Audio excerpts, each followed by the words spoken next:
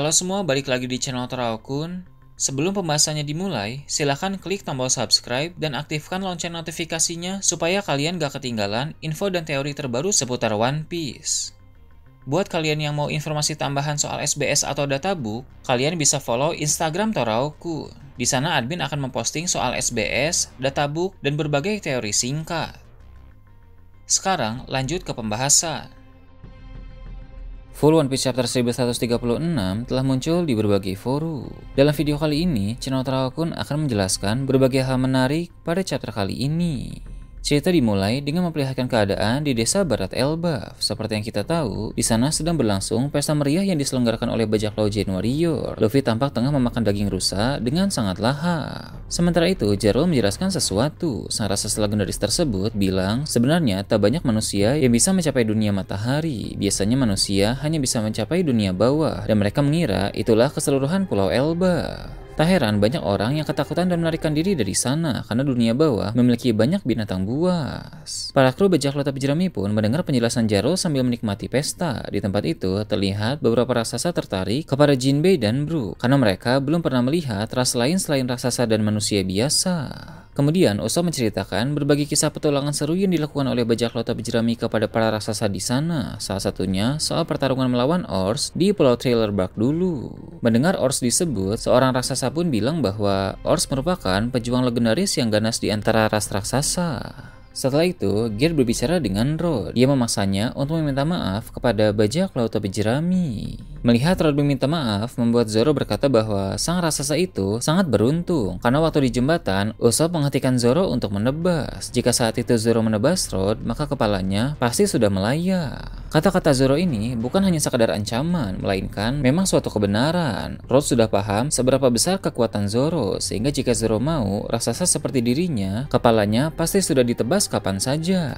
Rod pun menjelaskan hampir semua raksasa di Elbaf memiliki impian untuk menjadi dewa matahari dan menguasai dunia. Itulah mengapa dia menciptakan negeri Lego dan berperan sebagai dewa matahari di sana. Ketika dewa matahari disinggung, para raksasa pun mulai berdebat mengenai sang dewa itu. Sebagian dari mereka percaya bahwa dewa matahari adalah dewa pembebas, namun sebagian lainnya percaya bahwa dewa matahari sebenarnya adalah dewa pembawa kehancuran. Jadi kepercayaan tentang Nika tidak hanya satu, melainkan ada dua versi yang berbeda. Zoro pun menjelaskan mengapa bisa seperti itu. Dewa matahari berasal dari mitologi Elbaf yang disebut sebagai Halley. Namun kisah mitologi itu ditulis dalam bahasa kuno yang tidak dimengerti oleh orang-orang, sehingga wajar bila muncul berbagai interpretasi soal Nika. Zoro juga menambahkan, menurut mitos yang dia ketahui, dunia ini sebenarnya sudah mengalami kehancuran sebanyak 2 kali. Saat Zoro berbicara, muncul siluet yang memperlihatkan seperti apa sosok Nika. Penggambaran Nika ini mirip seperti siluet yang muncul saat Wushu menceritakannya di Pulau Onigashima, tapi kali ini dengan detail yang lebih lengkap. Nika memiliki rambut putih yang panjang dan keriting. Di lehernya pun tampak ada awan putih yang menjadi semacam selendang. Lalu Nika juga memakai kain di pinggangnya dan menggunakan pedang serta perisai. Begitulah penampilan lengkap dari sang dewa matahari tersebut. Zoro bilang, apakah Nika akan menjadi pahlawan yang menyelamatkan dunia atau justru menjadi penghancur yang membawa bencana besar? Tidak ada yang tahu tentang itu dengan pasti. Namun satu hal yang pasti, Nika selalu muncul ketika dunia akan berubah. Itulah mengapa para penguasa takut dengan kemunculan sang dewa matahari yang legendaris itu. Menurut Zoro, entah apapun peran Nika sebenarnya, tapi berhubung dia merupakan dewa matahari, maka orang-orang yang mencari harapan memandang kepadanya tanpa terkecuali. Luffy pun menyimak cerita itu dan menjadi paham bahwa sosok Nika yang dibicarakan oleh Jarul pasti sama seperti yang dinantikan oleh Bonnie. Luffy pun bilang, dari penggambaran Jarul mengenai Nika, sang dewa itu memang memiliki beberapa kemiripan dengan Luffy dalam mode Gear 5, sehingga tak heran bila ada orang yang mengiranya sebagai Nika. Tapi Luffy meyakinkan mereka bahwa dia tidak ada hubungannya dengan sosok tersebut. Luffy bilang begini karena dia masih belum tahu identitas asli dari kekuatannya. Ketika nanti sudah tiba waktu di mana Luffy mengetahui kebenaran dari kekuatan yang dia miliki, maka dia akan memahami bahwa dia bukan sekedar pengguna kekuatan karet biasa, melainkan pengguna kekuatan dewa matahari Nika. Setelah itu, Jarl pun mulai menceritakan tentang Loki dan Raja Harald. Menurutnya, apa yang terjadi kepada mereka mungkin karena keduanya ingin menjadi nikah dengan versi yang berbeda. Mendengar nama Loki disinggung membuat Luffy langsung bertanya, apakah Loki adalah orang baik? Semua raksasa pun terkejut mendengar Luffy bertanya seperti itu. Raksasa pun menceritakan tentang berbagai kenakalan dan ulah dari Loki sejak kecil. Dia adalah sang pangeran terkutuk yang telah menimbulkan banyak kekacauan di sana. Rupanya sebelum Loki lahir, Raja Harald telah mendapatkan ramalan bahwa dia akan mati di tangan putranya sendiri. Tak lama setelah kelahiran Loki, sang pangeran itu langsung berulah dengan menghabisi kuda keberuntungan milik keluarga kerajaan. Peristiwa itu pun terjadi pada tahun yang sama di mana Big Mom membunuh Joru, pejuang legendaris Elbaf yang menjadi sahabat dari Jaru. Sejak saat itu, bencana menimpa Elbaf silih berganti. 1 tahun setelah pangeran Loki lahir, sang ratu meninggal dunia. Entah apa penyebabnya, tapi sepertinya para raksasa mengaitkan hal ini dengan kutukan atau kesialan yang dibawa oleh Loki. Loki pun tumbuh menjadi anak nakal yang suka bermain di dunia bawah, padahal di sana tempat yang berbahaya. Ia mengalahkan banyak hewan buas di sana dan menaklukkan monster-monster terkuat yang menghuni negeri itu. Hal tersebut dengan jelas menegaskan kekuatan besar yang Loki miliki, walau dia masih seorang anak kecil. Bahkan pada usia ke-10 tahun, ada momen di mana dia melepaskan para monster yang dia taklukkan di dunia bawah ke dunia matahari, sehingga kekacauan besar terjadi di desa-desa. Bagi Loki, itu mungkin hanya sekadar kejahilan kecil, tapi hal tersebut membawa kehancuran dan membahayakan hidup para raksasa. Seiring berjalannya waktu, dengan statusnya sebagai pangeran dan kekuatannya yang buruk, para raksasa bilang Luffy pasti bisa membayangkan kengerian apa yang Loki timbulkan di Elba. Jaru lalu menjelaskan alasan mengapa ada pedang yang menancap di kepalanya. Itu karena dia mencoba untuk menghentikan Loki yang hendak menghabisi sang raja. Kemudian ketika Raja Harald sudah mati, Loki memutuskan untuk pergi ke dunia luar. Sama seperti di Elbaf, dia juga menimbulkan banyak kekacauan di luar sana. Sampai akhirnya ada orang yang menghentikannya 6 tahun lalu.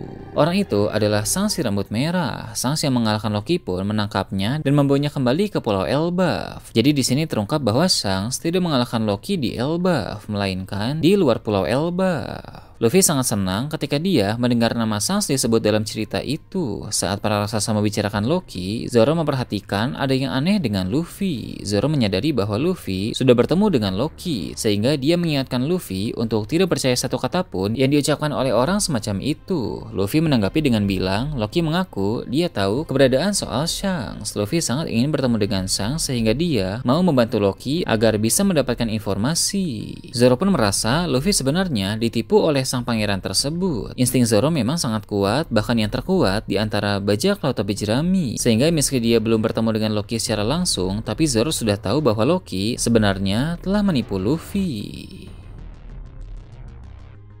Ketika mereka berdua berbicara secara sembunyi-sembunyi, Nami muncul di sana. Nami bilang, apapun yang mereka rencanakan, jangan coba-coba berpikir mereka bisa pergi tanpa Nami. Zoro pun berkata, dia akan membantu mencari kunci untuk rantai Loki. Tapi dia dan Nami harus ikut bersama Luffy menemui sang raksasa itu. Meski Zoro tahu bahwa Loki pasti telah menipu Luffy, tapi dia tetap menemani Luffy untuk melepas rantai Loki. Karena bagaimanapun juga, Luffy adalah kapten, dan keputusannya adalah hal yang mutlak. Zoro sangat menghargai semua keputusan Luffy, meskipun dia tahu bahwa itu adalah keputusan yang salah. Luffy, Zoro, dan Nami pun pergi dari sana menggunakan kapal awan. Menariknya, yang menemani mereka di kapal itu adalah Rod. Rod pun disetrum oleh Nami dan sekarang dia berbicara dengan Nami dan Zeus. Rod berkata suatu kehormatan bagi dirinya karena dia adalah navigator, sama seperti Nami dalam bajak laut topi jerami. Nami lalu mengingatkan Rod untuk tidak macam-macam lagi. Alasan mengapa Nami mau ikut bersama Luffy dan Zoro sebenarnya karena dia berniat berburu harta karun di kastil Elba.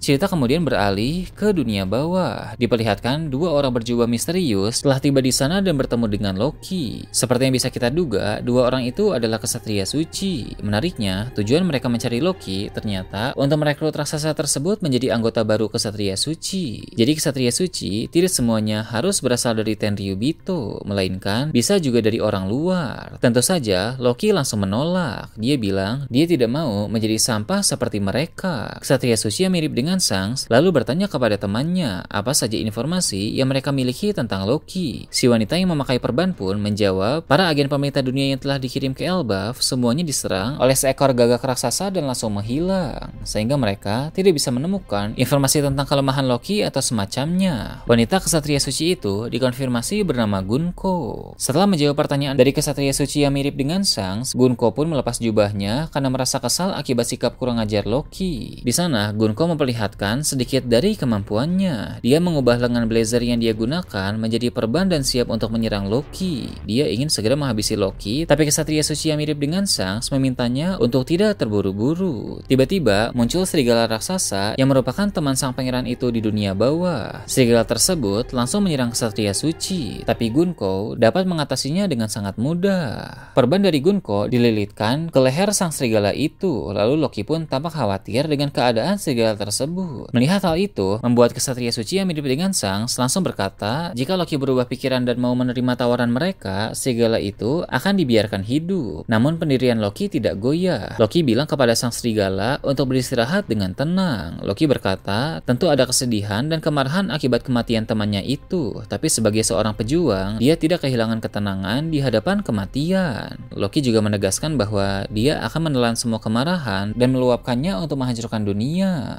Dengan disorotnya Luffy, Zoro dan Nami, serta disorotnya Loki dan dua kesatria suci, maka mereka akan menjadi karakter-karakter penting yang berperan besar dalam arc Elbaf ini. Jika Loki akan berada di pihak Luffy, maka Luffy akan melawan kesatria suci yang mirip dengan Shanks. Sedangkan Zoro tentu akan melawan Gunko, si kesatria suci wanita yang berbalut perban. Namun jika ternyata Loki tetap akan menjadi antagonis utama, maka Luffy akan melawan Loki. Zoro akan melawan kembaran Shanks, sedangkan Nami bersama Zeus akan melawan Gunko, si wanita kesatria suci. Sangat menarik jika ternyata Zoro akan melawan kembaran Shanks, karena pertarungan antara dua pendekar pedang kuat ini pasti akan sangat epik. Nah, itu tadi berbagai hal menarik pada chapter 1136. Gimana menurut kalian? Silahkan tulis di kolom komentar di bawah. Oke, segitu aja untuk pembahasan kali ini. Jangan lupa like, share, dan subscribe untuk video menarik selanjutnya. Gue Toraokun, Shambles.